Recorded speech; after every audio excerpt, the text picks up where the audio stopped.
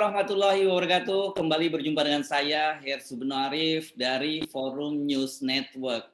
Dukungan terhadap Rocky Gerung dan bersama dengan warga Bojongkoneng yang rumahnya akan digusur Sentul City itu terus berdatangan. Dan seperti saya katakan, bukan hanya dari Jakarta, tapi dari seluruh penjuru tanah air. Bahkan salah satunya itu adalah mantan komisioner dari Komnas HAM yang juga kita kenal sebagai aktivis HAM, Bung Natalius Pigai. Halo Bung Pigai, apa kabar? Selamat malam, Assalamualaikum. Waalaikumsalam warahmatullahi wabarakatuh. Wah, dahsyat ini kalau Bung Pigai sudah mulai turun tangan. Nah, saya pengen tentu kita saya mau mendapatkan perspektif dari Bung Pigai sebagai mantan komisioner Komnas HAM dan juga aktivis HAM. Apa yang salah dan apakah terjadi pelanggaran dalam kasus rencana penggusuran rumah Bung Rocky Gerung dan warga Bojongkoneng itu? Ya, jadi kasus agraria, baik, terima kasih ya Bung ya, Bung Hersu ya. Kasus agraria di Indonesia itu kasus yang menempati urutan pertama dalam pengaduan ke Komnas HAM. Rata-rata 2.000 kasus per tahun. Ya. Dari kami Komnas HAM dulu itu menerima 6.000 sampai 8.000 kasus pengaduan. Dari 6.000 sampai 8.000 kasus pengaduan itu, hampir 2.000 diantaranya itu adalah kasus agraria. Kemudian 1.000 sekian itu kasus perburuan. Jadi agraria dan perburuan ini menempati urutan pertama. Kalau agraria dan perburuan menempati urutan pertama, maka tentu kasus tersebut melibatkan korporasi. Jadi kalau dilihat dari masalah, jumlah masalah, secara kuantitas itu korporasi adalah salah satu aktor yang memberi kontribusi permasalahan di Indonesia, termasuk kasus agraria. Setelah saya menangani hampir rata-rata setiap tahun itu 2.000, berarti 5 tahun ya, 2.000 kali 5, 10.000 lah kasus. Tentu tidak semua saya tangani, tapi dari sisi kuantitas itu problem agraria di Indonesia sudah menjadi problem yang sangat serius secara kualitatif, juga mengganggu persoalan hukum, persoalan pidana, persoalan perdata, dan persoalan hak asasi manusia di Indonesia. Jadi tidak hanya satu.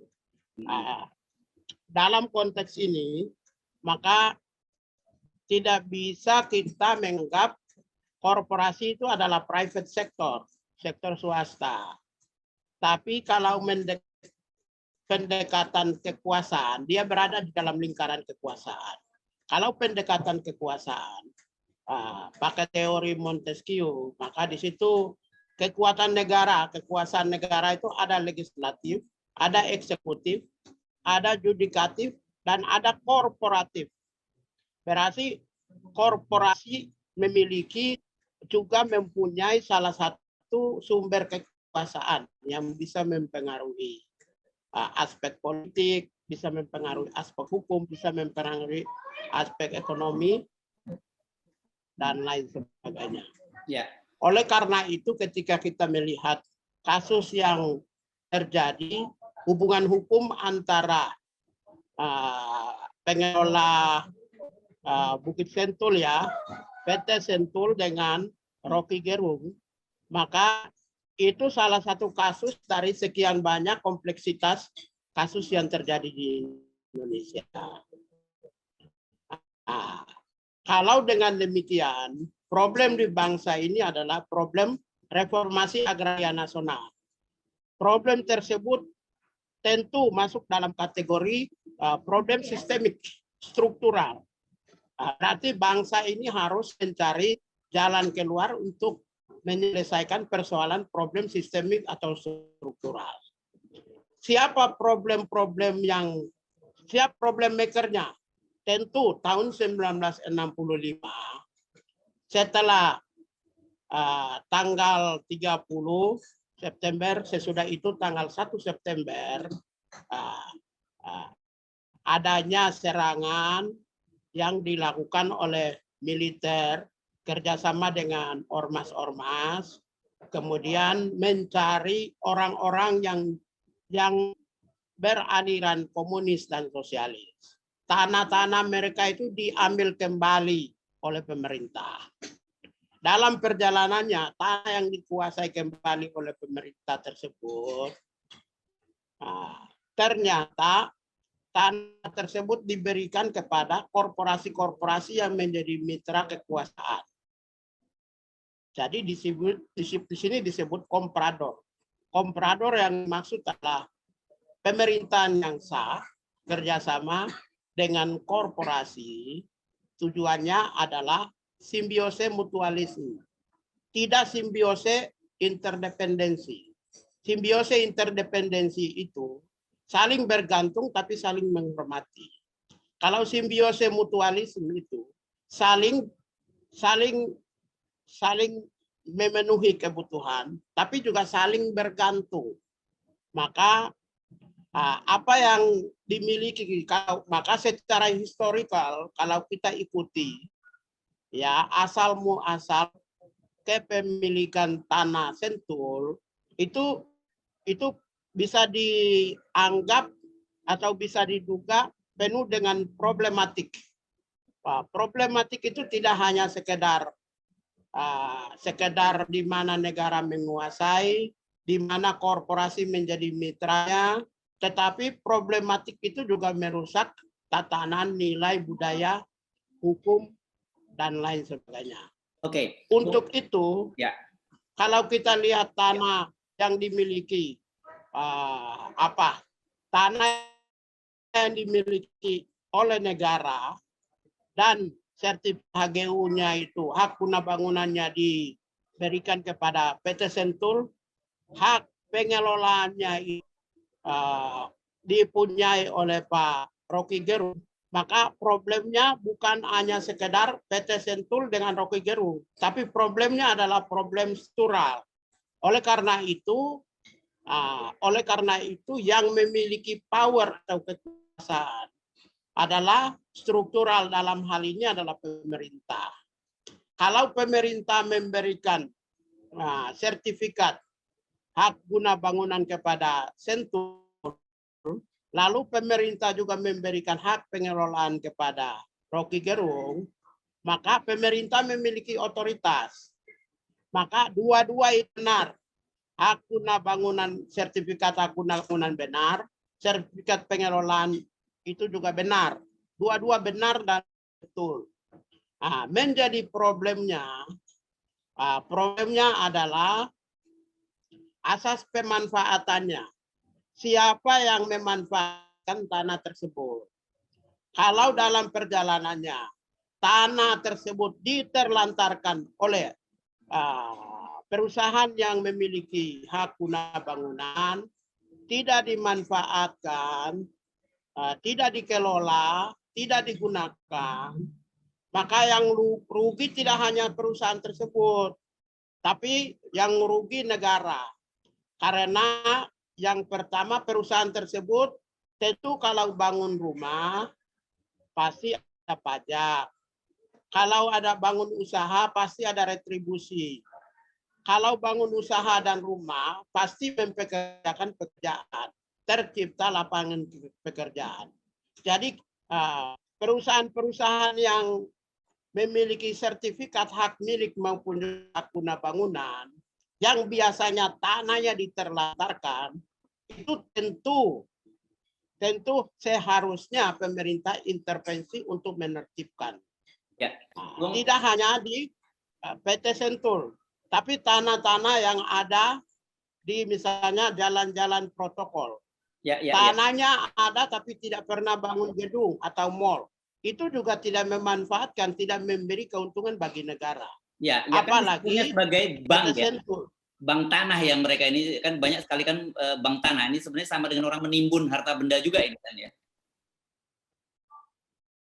Iya, iya, iya betul. Oleh karena itulah, maka pemerintah 3-4 tahun yang lalu itu pernah Menteri Agraria itu pernah mengancam mereka yang memiliki tanah tapi tidak memanfaatkan. Pernah diberikan ancaman. Tetapi Menteri Agraria lagi-lagi ancaman itu tidak pernah dilakukan. Sebenarnya bisa berorientasi pada ancaman pidana, tapi juga bisa berorientasi pada ancaman perdata. Negara itu memiliki kekuasaan. Karena itu negara yang menguasai tentu memiliki otoritas untuk bisa memberikan reward and punishment. Reward itu kepada mereka yang manfaatkan. Punishment itu kepada mereka yang terlantarkan. Kalau dilihat dari rumah Rocky Gerung di Bukit Sentul, maka rewardnya harus diberikan kepada Rocky Gerung. Karena apa? Dia mendayagunakan tanah. Kemudian Rocky Gerung menanam sekian ribuan pohon, lakukan penghijauan. Rocky Gerung membangun memanfaat tidak hanya Rocky Gerung tapi 200 kepala keluarga yang ada itu memanfaatkan tanah tersebut, mendayagunakan. Ada restoran-restoran yang mereka bayar retribusi, mereka bayar pajak, mereka mempekerjakan pekerja-pekerja lokal atau pekerja-pekerja yang ada di seputaran. Mereka memberi kontribusi kepada bangsa dan negara. Sementara PT Sentul tidak sama sekali memberikan kontribusi. Oleh karena itu negara yang memiliki otoritas tentunya memberikan reward kepada 200 kepala keluarga dan Rocky Gerung. Reward itu apa? Langsung melegalisasi aja dan meniadakan kepemilikan sertifikat, mencabut sertifikat hak guna bangunan yang dimiliki Bukit Sentul, kemudian mengadakan memberikan penguatan regulasi berupa sertifikat kepada 200 kepala keluarga yang memanfaatkan tanah tersebut. Itu bisa ya? Karena apa? Bisa ini akan menjadi pintu masuk. Dasarnya apa itu, Bung? Dasarnya apa, Bung Bigai? Bagaimana? Dasar hukumnya apa pemerintah bisa melakukan langkah itu? Iya, karena kan hak guna bangunan dan hak atas pengelolaan atau sertifikat sosial itu kan dimiliki oleh negara. Ketika dua kelompok itu memiliki hubungan hukum, maka memang harus bisa dibawa diselesaikan melalui pengadilan, ya, pengadilan tata usaha negara. Bisa diselesaikan. Tetapi negara memiliki, ketika terjadi kebuntuan, maka negara memiliki otoritas untuk memberi reward kepada Rocky Gerung dan 200 orang itu. Dengan demikian hubungan hukumnya kemudian menjadi PT Sentul dan negara. Jadi urusan mereka sebenarnya. Urusan 200 orang dengan Rocky Gerung itu tidak ada relasi hukumnya. Jadi tidak tepat PT Sentul menggugat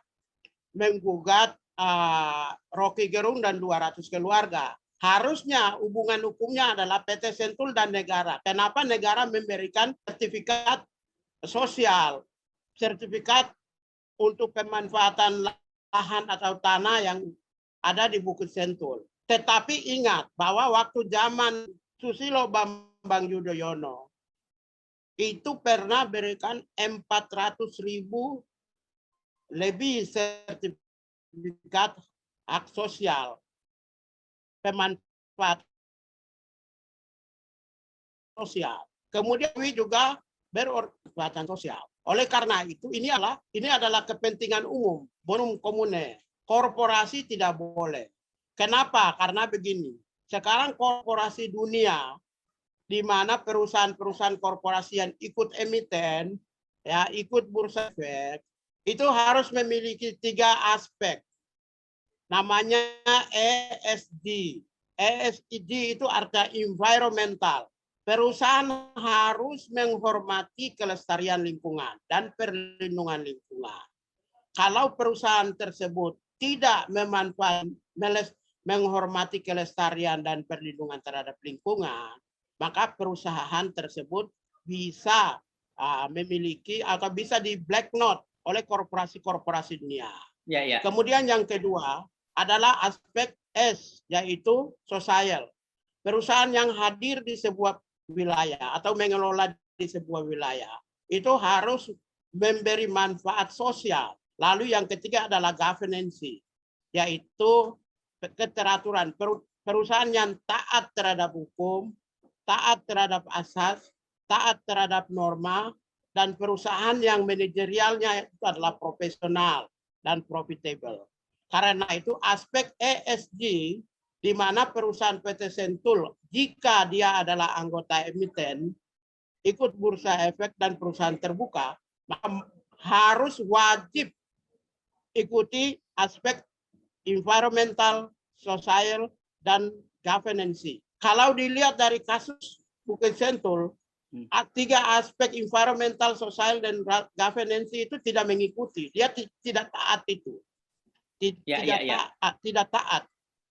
Oke, Bung Pigai, begitu. Kan Anda tadi cerita bahwa setiap tahun itu ada 2.000 kasus pelaporan soal agraria. Ini kan menunjukkan sebenarnya hal-hal yang sifatnya ideal seperti yang Anda jelaskan tadi tidak terjadi. Banyak sekali sekarang kepentingan antara yang Anda sebut tadi, terutama eksekutif dengan korporasi ini kan kemudian bersekutu untuk justru merugikan kepentingan rakyat kan? Iya, oleh karena itu gini, korporasi yang hadir itu harus memiliki 5 aspek hak asasi manusia. Aspek ya, yang paling penting. Yang pertama ketika korporasi itu datang atau PT Sentul itu datang, itu apakah pernah memberitahukan kepada rakyat yang rakyat sekitarnya atau tidak?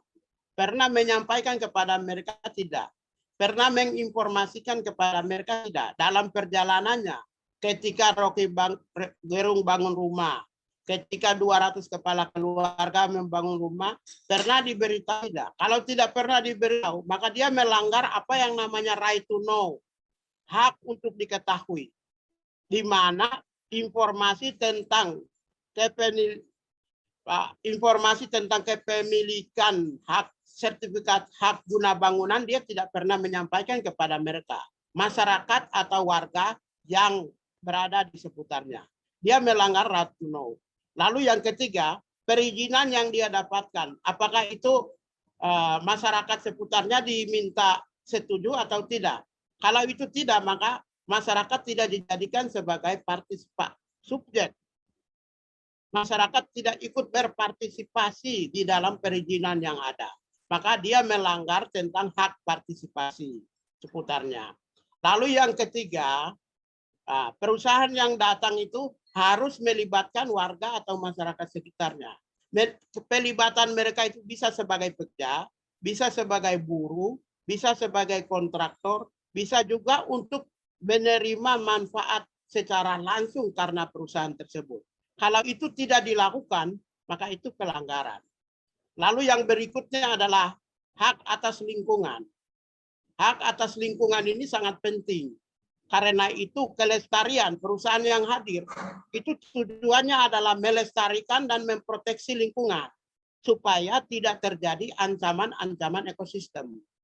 Ya, yang sekarang bahasa paling kerasnya itu adalah ekosidal dan biosidal. Bioside dan ekoside.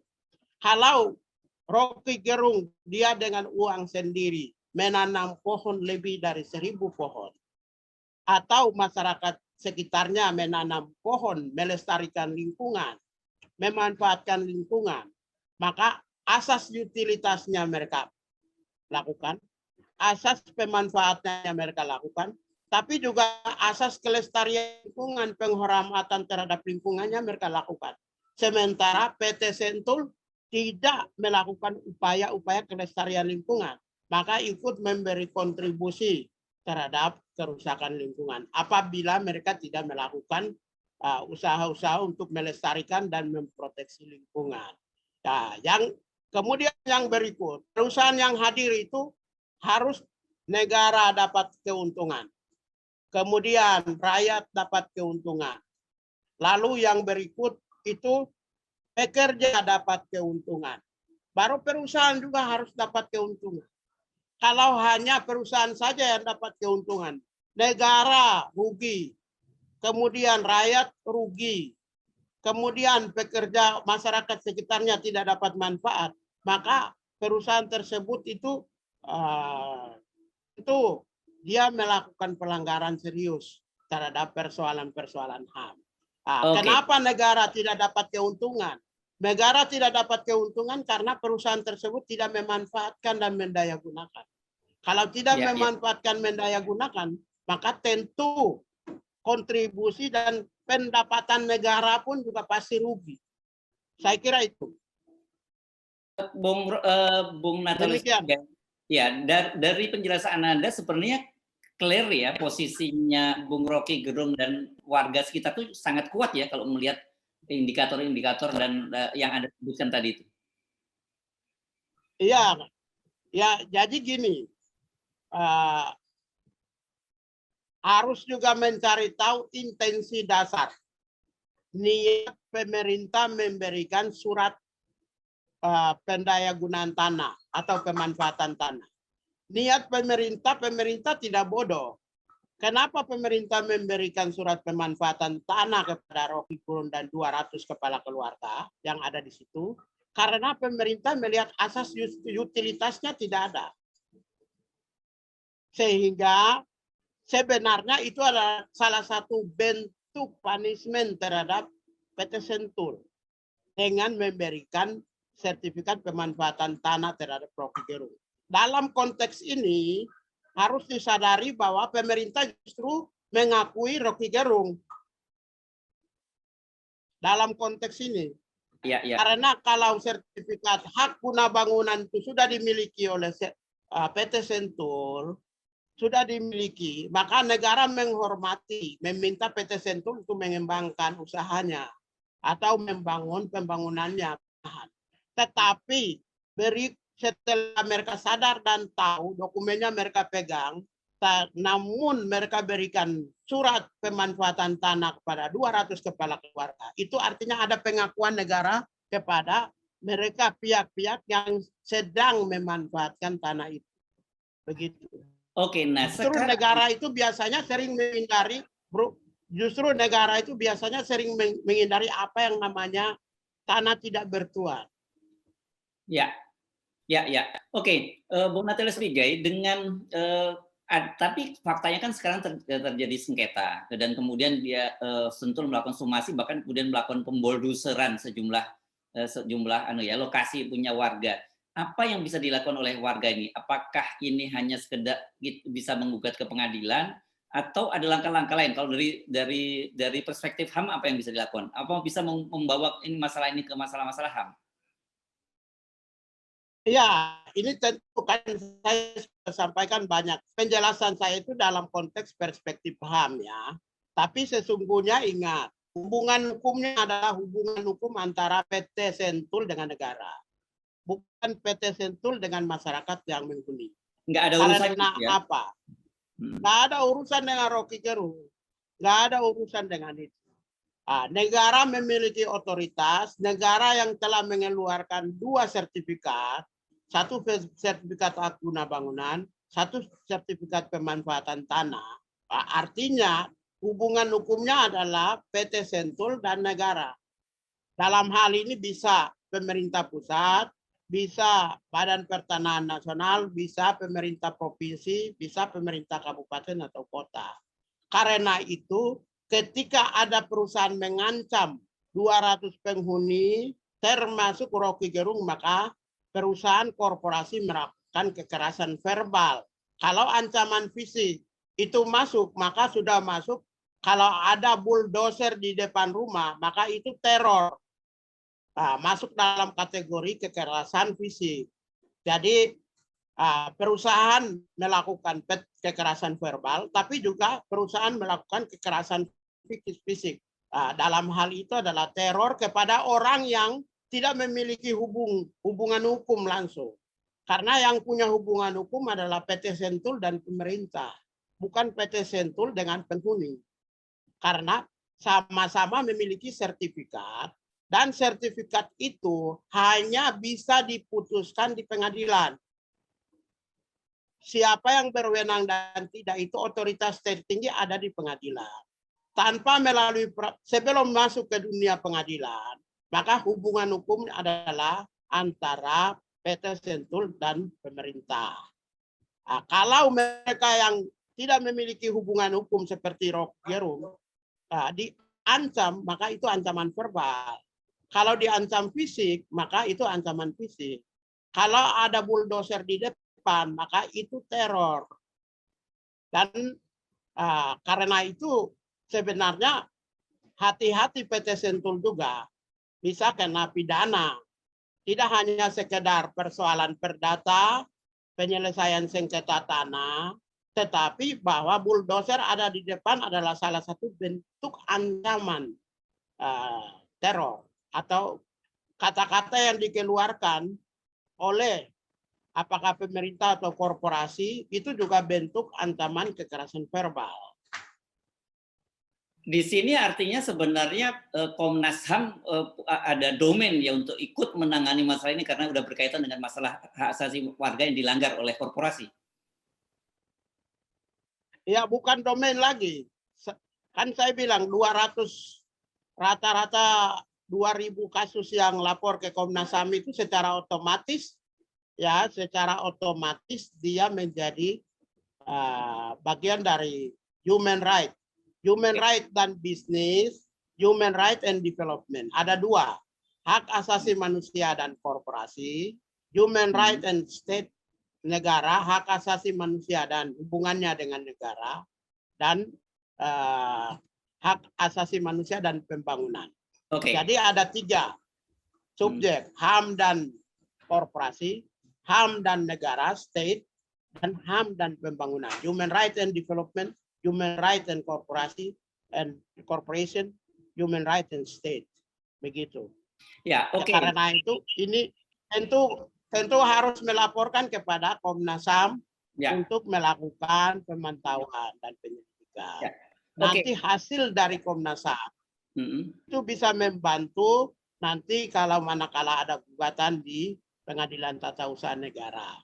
Atau hasil dari Komnas HAM seperti yang tadi bulldozer di depan dan kata-kata verbal itu bisa Komnas HAM membantu untuk menyampaikan kepada kepolisian.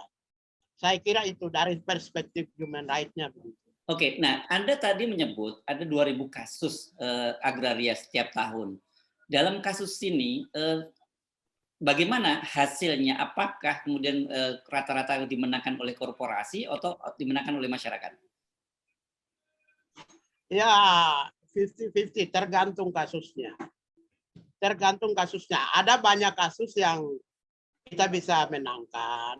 Seperti ada kasus-kasus tertentu yang tidak. Misalnya di Jawa Timur. Ada dulu tahun 1965 itu TNI militer Belali, Tanah Raya. Kemudian bangunlah pangkalan militer di situ.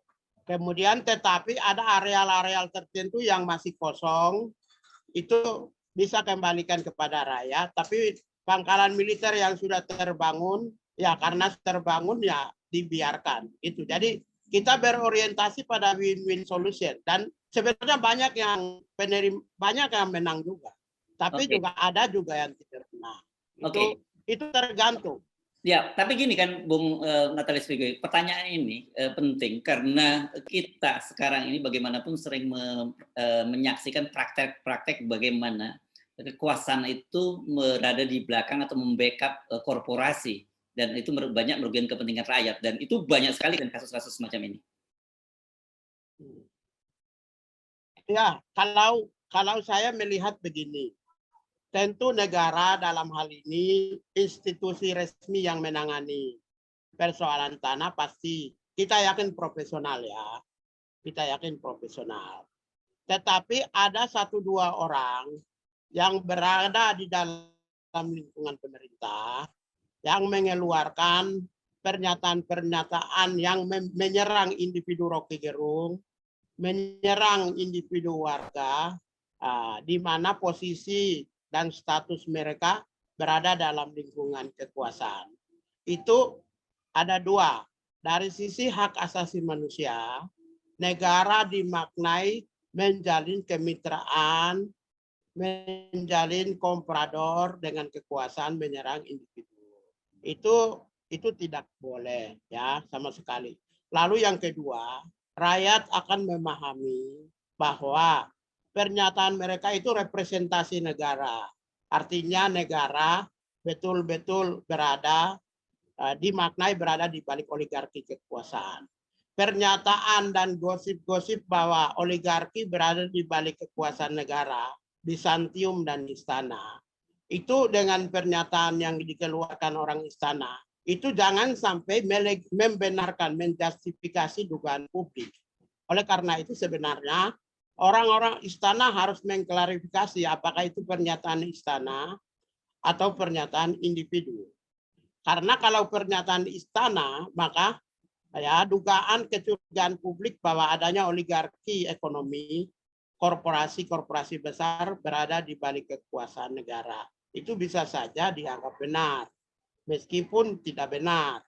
Ya. Karena itu klarifikasi tidak oleh yang bersangkutan, tetapi klarifikasi oleh juru bicara kepresidenan, Pak Muldoko ya, Pak Muldoko, atau dari staf khusus presiden tentu keluarkan apakah pernyataan itu pribadi atau pernyataan itu representasi istana. Dan itu kalau itu yang terjadi, maka sangat disayangkan bagaimana kekuasaan negara ketika itu dia berada seakan-akan mewakili korporasi menyerang individu, warga atau rakyat yang bermukim di Bukit Sentul. Saya kira itu. Kalau Anda sendiri, Bung Natalius Pigai, mencermati dinamika antara warga Bung Rocky Gerung dan warga Bojongkoneng dengan Sentul City ini pure persoalan konflik agraria atau ada sebenarnya motif politik? Karena bagaimanapun juga kita bicara soal figur Bung Rocky Gerung tidak bisa dilepaskan dari figur dia sebagai oposan. Jadi gini, sebenarnya kan ini semua sudah terbuka. Tidak ada yang bisa ditutupi. Ada dua variabel. Yang variabel pertama adalah aspek regulasi, hubungan antara tanah tersebut, Rocky Gerung, korporasi, dan pemerintah. Satu aspek. Aspek yang kedua adalah pernyataan dari orang-orang di Istana Negara. Aspek yang pertama saya sudah tadi sampaikan, yang jelas Badan Kementerian Agraria sampai dengan tingkat kabupaten kota provinsi kabupaten kota pasti clear lah. Saya pikir mereka sangat profesional. Saya tidak terlalu masuk ke situ.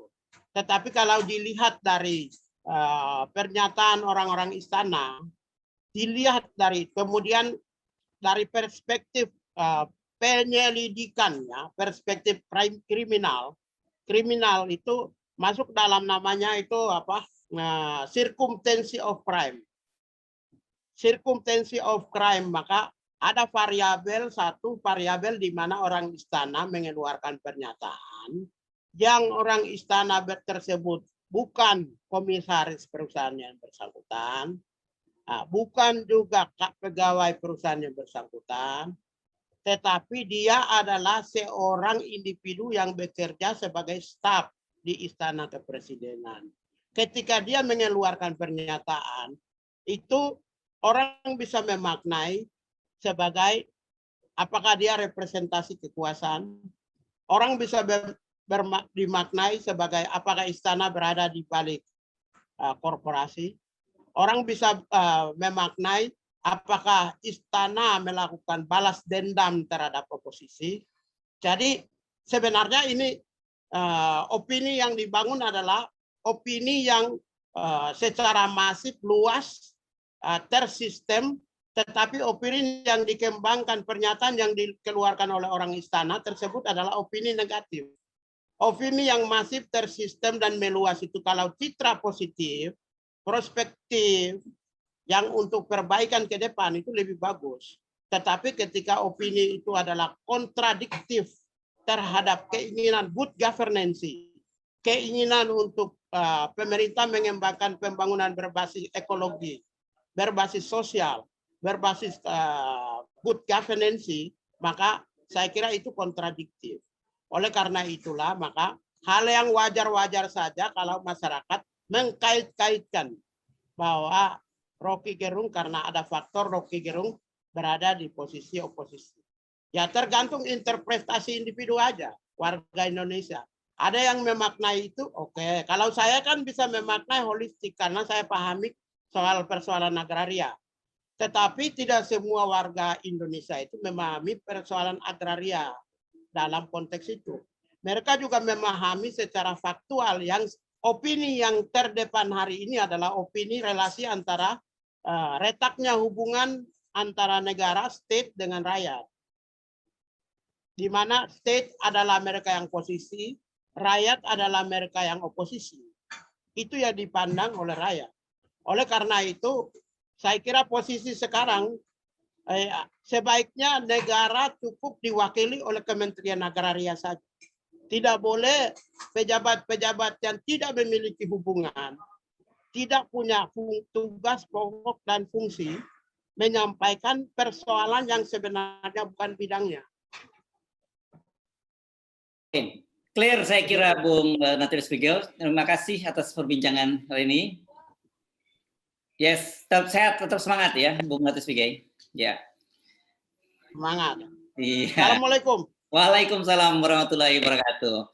Ya, demikian pemirsa tadi perbincangan saya dengan mantan komisioner dari Komnas HAM dan juga aktivis hak asasi manusia Natalius Pigel. Sampai berjumpa lagi. Assalamualaikum warahmatullahi wabarakatuh.